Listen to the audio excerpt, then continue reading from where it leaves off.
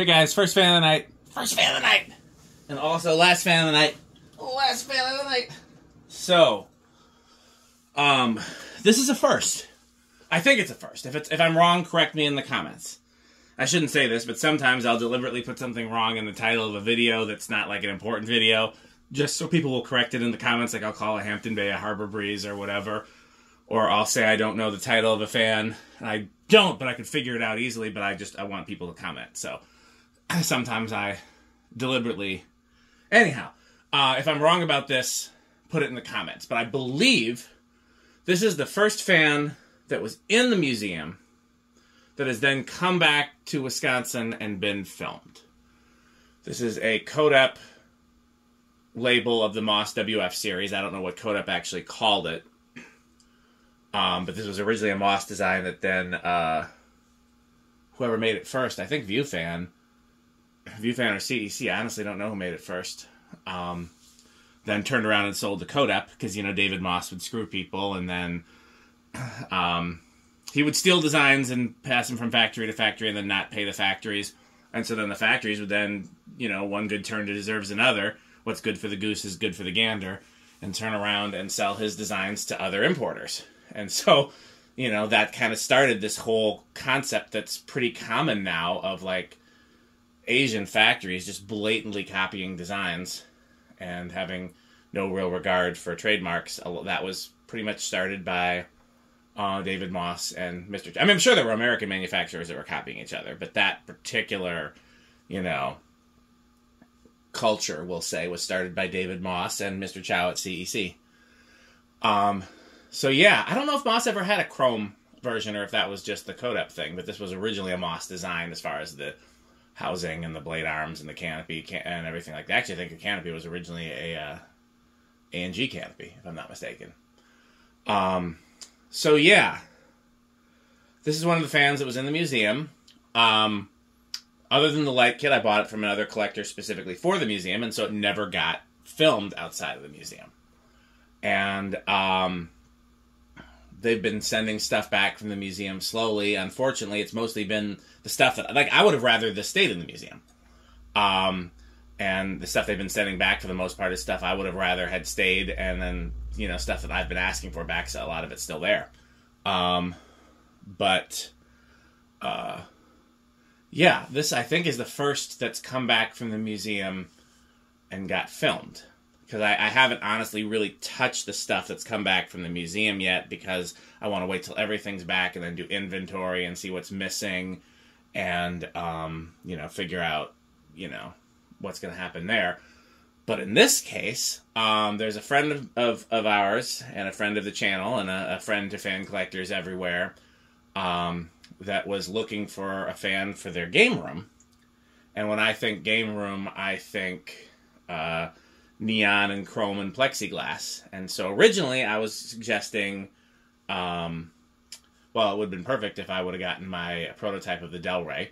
But originally I was suggesting one of the various neon fans, and we may still do that. But I wanted to have this as an option, because the thing with all the neon fans except for the Del Rey is that they're kind of underwhelming in both design and performance. Some of them are downright terrible, like the Menards one, in both design and performance, and then some of them are they're okay. It's okay. You know, what does Metal Pete say that about? It's okay. Like the Design House and the Air King. And so I was trying to think of a chrome and plexi fan that was like better quality and more collector cool. And I remembered that we had this. And it had come back from the museum, and so it's not neon, but I was thinking some kind of cool light bulb might be just as cool as neon. I'll show you the two options that I was thinking. One was actually I think I had a few different options. What I really would like is something like this, but longer and skinnier, like an Edison shape of these fairy light bulbs. I have that in one of my fixtures in the laundry room. Or I might put this on a socket extender so it would light the bottom ring a little more, but what about a half chrome?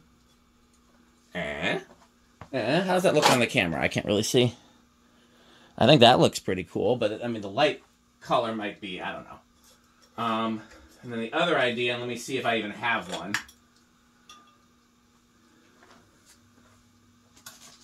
One of these might be the right type of bulb. We're gonna try it. I don't honestly know. I'm looking for just a color change LED like I have all through the laundry room.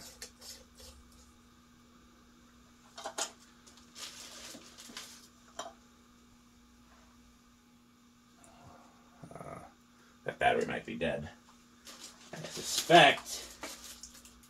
Oh.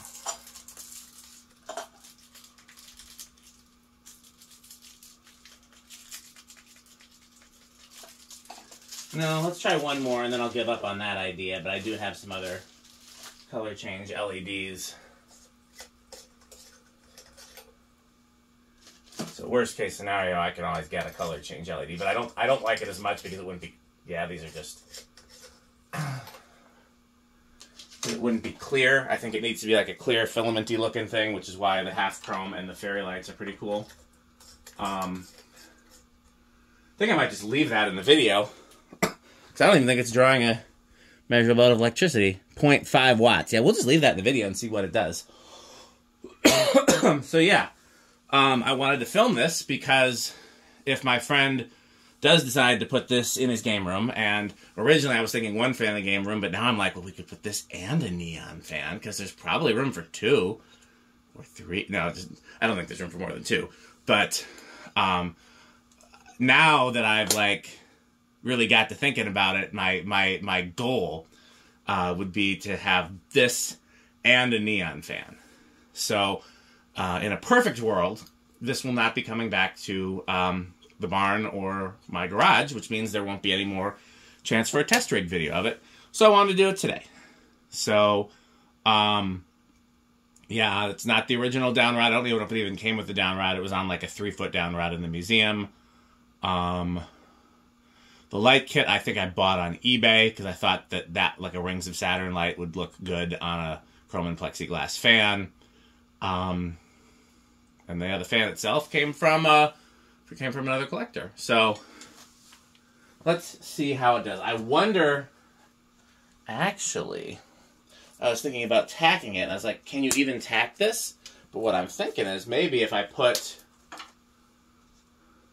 I did a really bad job of cleaning the blades. They were very dusty. Let's see what happens if I put that on there. Let's see if we can tack it.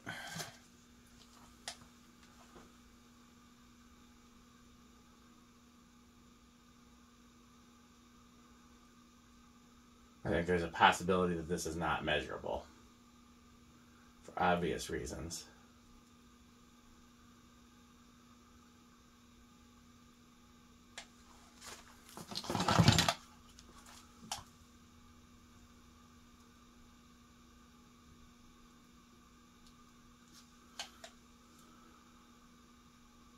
Let's try the blade arms. How about that?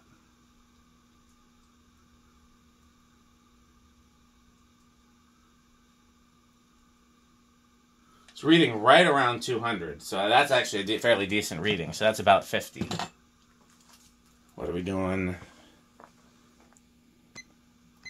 Oh, high power factor. So it's coil tap speeds, but yet I'm not hearing any sound from it, so that's good.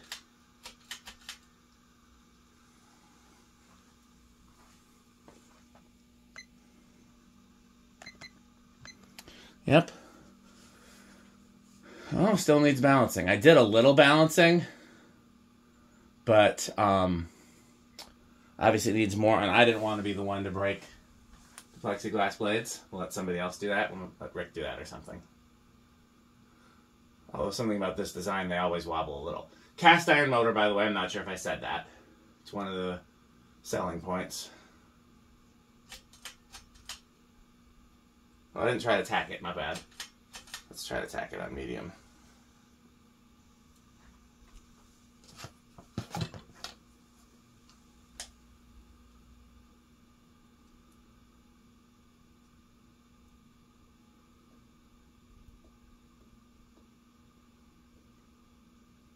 It's about 420, so that's going to be 105. That looks about right.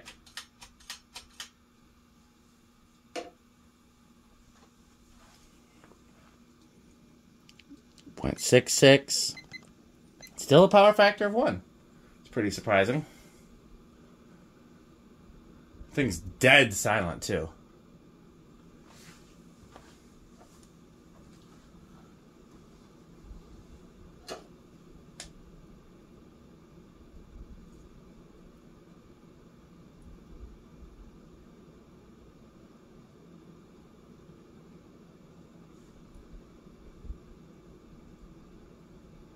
Not getting a clean reading anymore.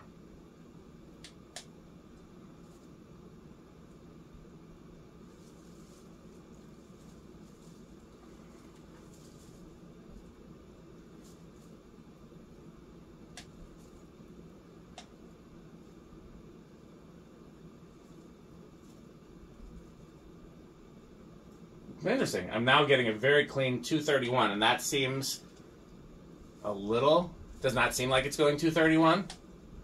That is a clean reading.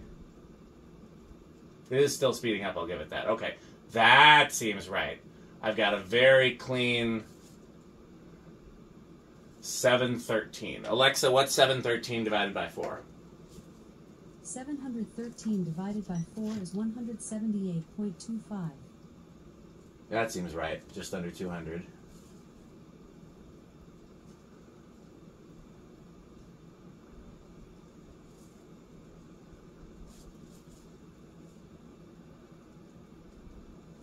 Okay. 452 is the highest I'm seeing. Alexa, what's 452 times 14.75? Oh, you know what? I'm stupid. Lamp was still on. Let's remeasure. Still power factor of 1, though.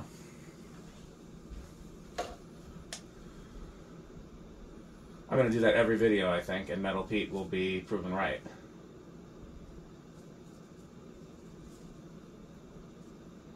Getting a very clean 850. Alexa, what's 850 divided by 4? 850 divided by 4 is 212.5. Okay.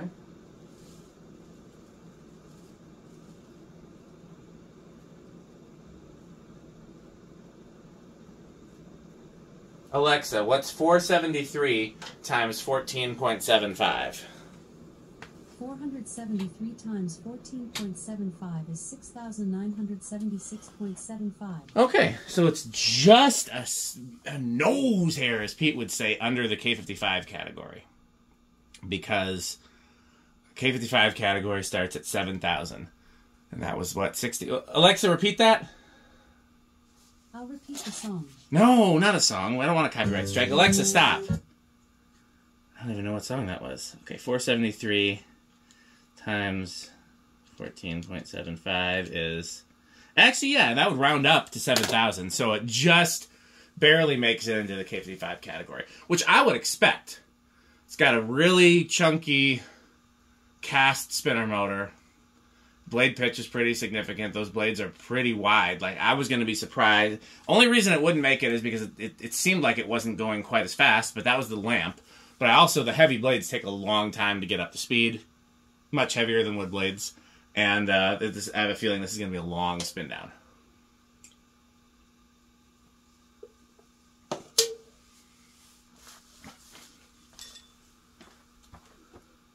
Medium low off. Alexa, garage on. No, that's not what I wanted to do. Alexa, garage off. That's what I wanted.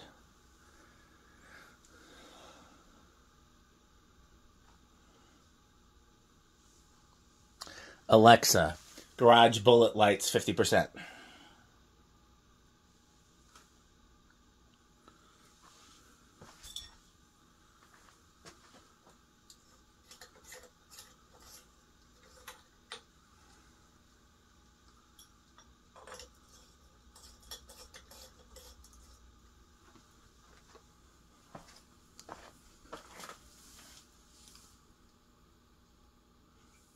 Again, I think with a socket extender, that would be perfect.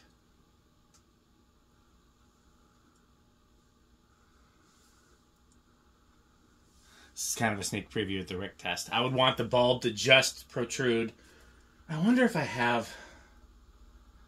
I don't know where my box of lamp parts is, and I already had to dig to find a down rod for this, and I had to dig to find something else unrelated, so I already made a mess in here tonight. I don't want to do any more digging. Alexa, garage back on. Alexa, workbench on.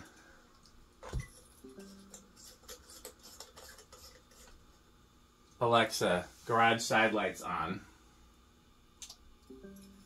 Alexa, garage bullet lights 100%.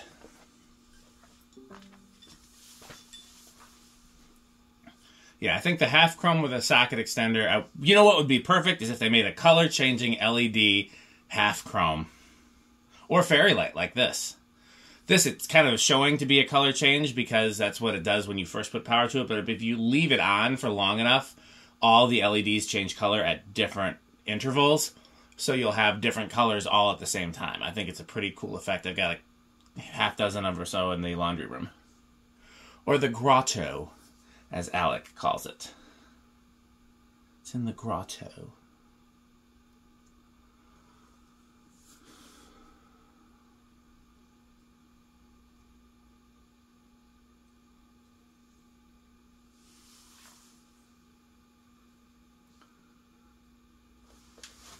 Factory speeds on this are good, which I think is a good thing, because I can't imagine it would go on a wall control where it would be going. But I meant to reverse it. I forgot that the test rig was already on. I actually have a wire in the canopy in the test rig to have a separate light wire, separate light control, and I really should just wire that in. Only reason I haven't is because then that can get really tricky with neutrals in the test rig if I'm using, because the test rig has to unplug. So if I have two different things plugged in that share the same neutral, and then you flip one of the plugs around, it can get tricky. And that's why I haven't done it. But it's not like I can't do it. It can be done.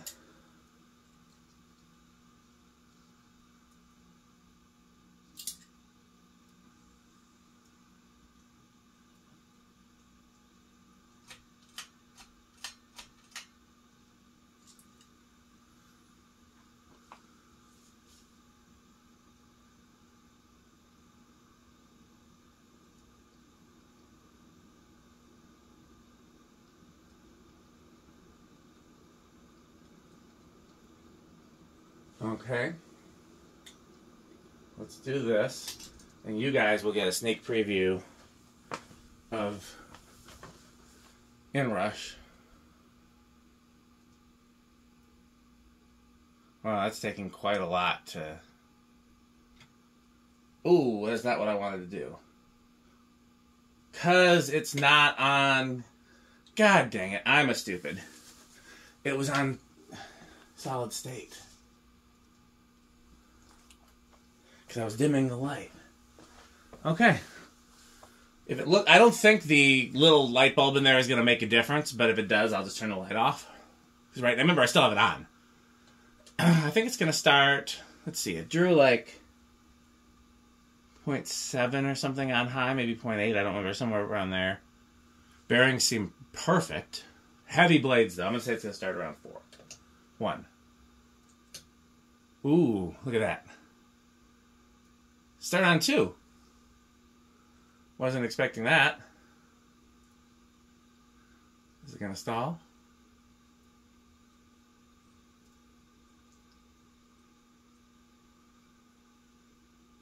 No, I don't think that's going to stall.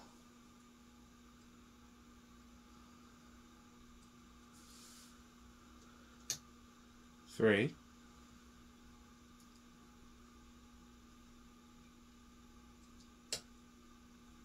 4.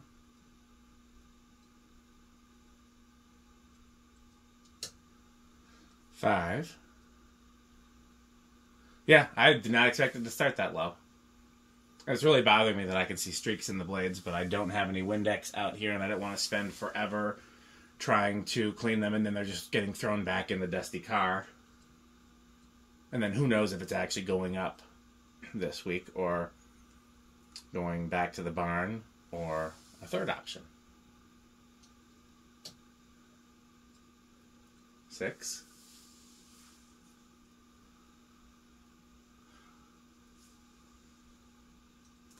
You know, when I was a kid, I did not like fans with plexiglass blades because you can't see. I didn't think you could see the blades. I'm like, why do I want to? That's just like having a fan without blades. This is 8. And you know with 8, if you listen very carefully, you can hear off in the distance. You save big money, you save big money when you shop Menards. Plumbing, electrical appliances too. 9. The savings will always come right back to you. You'll save big money, you'll Save big money. when you shop Menards. 10.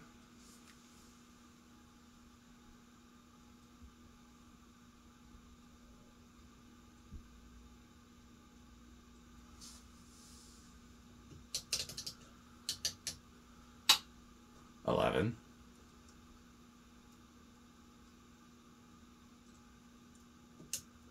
12.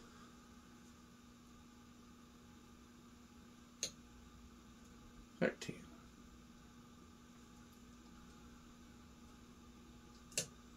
14.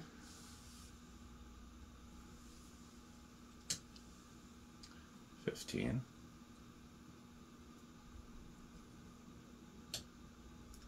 16.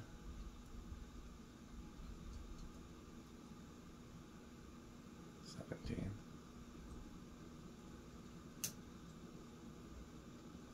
18. 19.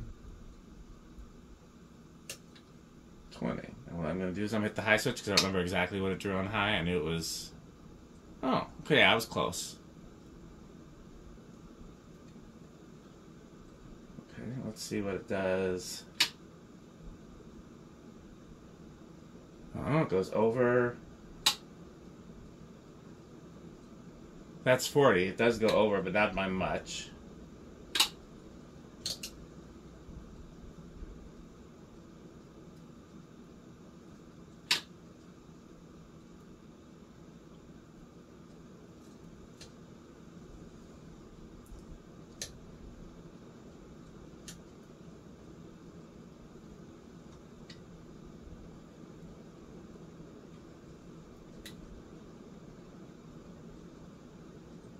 It's really hard to gauge where it goes over, but there's no circumstance under which you would have a control on it higher than 20 anyways.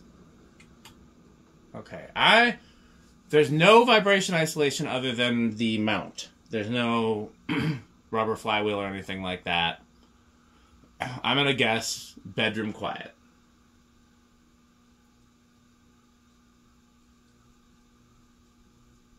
Wow.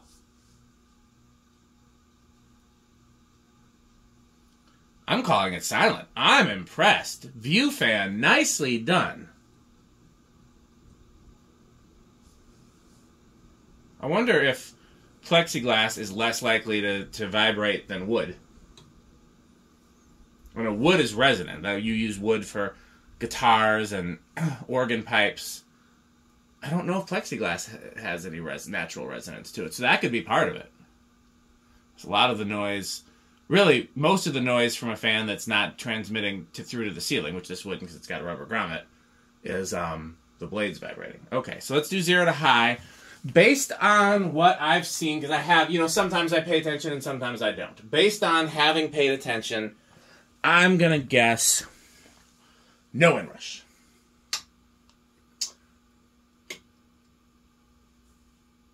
Ooh, small inrush.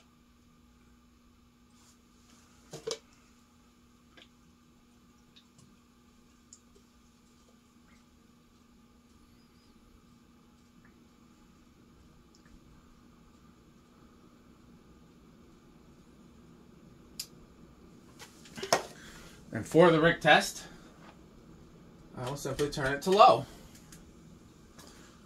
Alexa, garage off.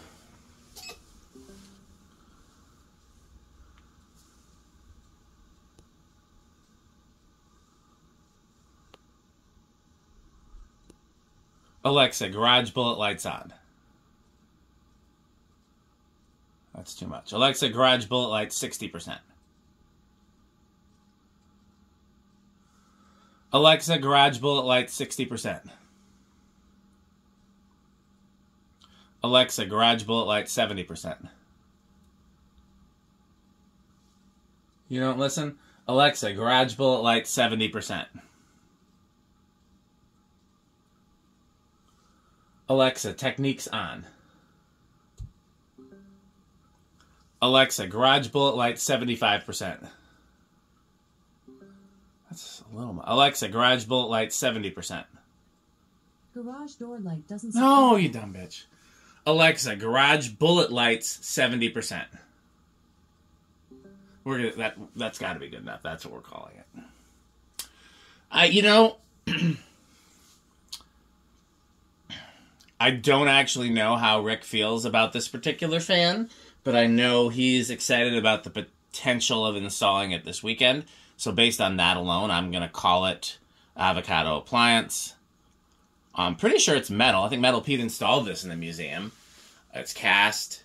It moves good air. It's chrome. A lot of people like chrome. I'm going to call it Cannibal Corpse. It's funny. Moss WF series, very important childhood fan of mine. I'll tell that story real quick. So my dad's dad died when my dad was young. I never knew my grandpa on my dad's side. And my dad's mom, we called her Grandma Kate. And I was very, very lucky that my 3 living grandparents were all wonderful people, just wonderful grandparents. So we loved Grandma Kate. And then Grandma Kate, when she was in her 70s, I don't think she ever dated or anything like that after her husband died, after her kid's father died, my grandpa, which would have been in the 60s maybe. And then in the 90s, I think, when she was in her 70s, I'm pulling these numbers out of my ass, but when she was in her 70s, she started dating and remarried, and I got a step-grandpa. And my step-grandpa's name was Hub. His real name was Herbert, but everybody called him Hub. He always introduced himself as Hub, like the hub of a wheel. Not the wheel, just the hub. And I've talked about him before because he was a ham radio operator. He taught electronics in the Navy. And he taught me he was the first person to teach me electronics. And he was the first person to teach me about computers. He got me my first email address. Just a very smart, knowledgeable guy. He was one of those people that, like, he knew how smart he was and he wanted you to know it. Like, he was a little arrogant, but not too much. Like, he was also a very good teacher and very generous and never talked down. He was just, had that little twinkle in his eye. It was like, yeah, but I know I'm smarter than you, you know? And so we loved him. He lived to be 102, well outlived all my other grandparents.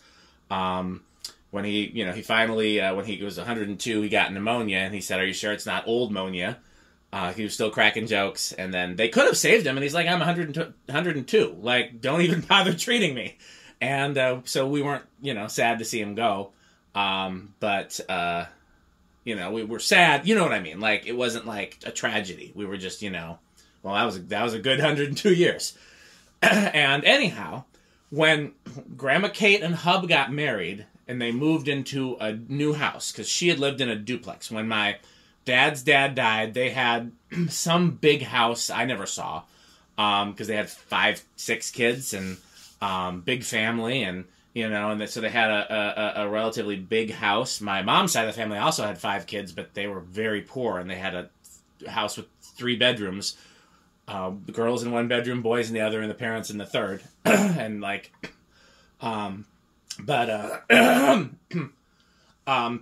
so my grandma, when she married Hub, so when her first husband died, she sold that house and bought a duplex, and lived in one side of the duplex and rented out the other, and sold all the rest of his possessions.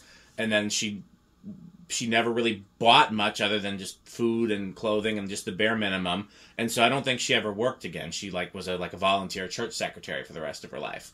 But after she was a widow, she didn't want to work, so she sold the house and lived in this duplex, and didn't. That was enough money, and barely, because she lived very, very modestly. But yeah.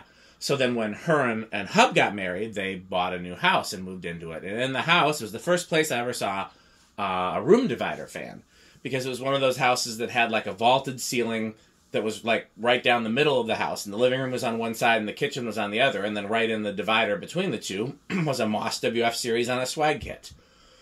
antique brass cane, and I loved that fan. And I used to always beg them to turn it on. And then when they would turn the fan on, it would blow the plastic grocery bags open. Like, it would blow them full of air, and then the cat would chase them. So we had great fun. And then at some point they moved, and I don't know why they moved. Because the house that they moved to wasn't a lot bigger or smaller or nicer or less nice. It was just a similar house in the same neighborhood. I don't know why they moved, but I was so upset that they didn't take the fan with. I do not know why they moved. And the new house had all Hunter Summer Breezes, which is why one of the reasons I resent Hunter Summer Breezes, because I was like, you replaced the Moss WF series. And then the bedrooms had those, like, Yusan spinners. It's the first place I ever saw those. So, yeah. So Moss WF series was a huge part of my childhood. Wow, this has been a long story. When I'm tired, I tend to ramble. But as a kid, like I said, I never thought I would ever like chrome and plexiglass. So I would have said this is, Quick Trip, if that, based on that. But now that I see it, and it's hanging, and I can, see it perform, and I can still see the blades. They're not invisible like I feared. I was going to say, in the right setting, easily Menards. Easily high Menards tier. And in general, in the wrong setting, like if I were to put it in my house, high end of Quick Trip. So, okay, well, thank you. For those who stuck it out for that rambling story, thank you for listening. You've been rewarded because you get to see that I found some Sperry. We have Sperry again. I don't normally... I was about to go on another rambling story. All that you need to know is that we have Sperry in the house. So, great news. Well, speaking of great news, there's a word from our sponsors coming up. I want you to listen to it. And, of course, what else you can do to support our sponsors is to buy Pedro's and to buy Fanstick. Thanks for watching. This video is brought to you by the following sponsors: Sandstick, Lightstick, Taco Burrito Mexico, Sperry, the beverage of fan collectors, The Good Manufacturing Company, 81220 LLC, where our motto is crunch, crunch, crunch, crunch, crunch, crunch, crunch, crunch. rickorsheep.com, a fun game you can play with your friends.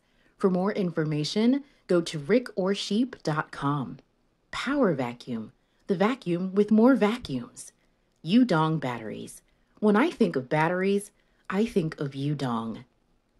Major funding for this series is provided by the Corporation for Public Broadcasting and by the annual financial support of viewers like you. Pedro's making Mexican. Pedro's making Mexican.